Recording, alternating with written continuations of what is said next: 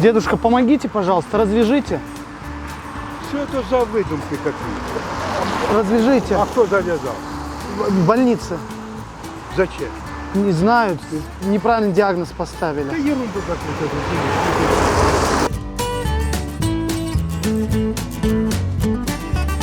А можете помочь развязать меня? А кто вас так завязал? Меня просто по ошибке там диагноз поставили неправильно. Развяжите. Мне кажется, это перформанс. Кажется, это перформанс. Да, это перформанс. Развяжите, пожалуйста. Мне кажется, это Нет, не нет. стоит этого делать, Иван.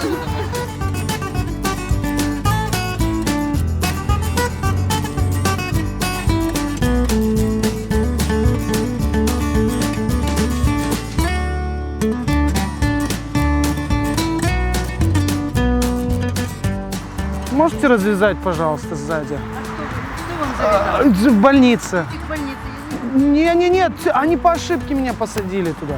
Честно, там просто наследство у моей племянницы, и она... спасибо. Я знаю, что так в психбольнице только завязывают. Все, спасибо. Нет, я не с псих. Да по ошибке, блин. Посадили. Ну, развяжите. Ага. Не, развяжите. Развязал? Спасибо.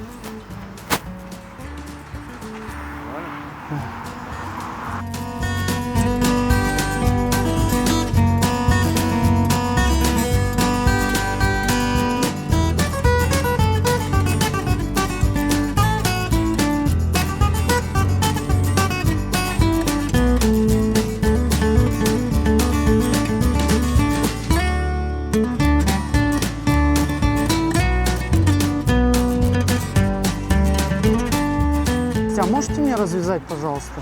Я не умею этого делать. Ну, просто надо... Там обычный узел.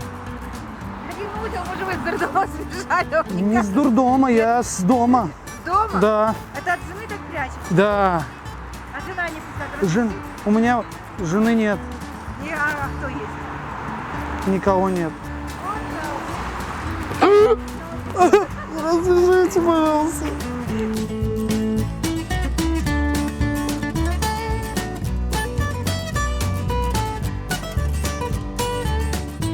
А могли бы вы развязать меня, пожалуйста?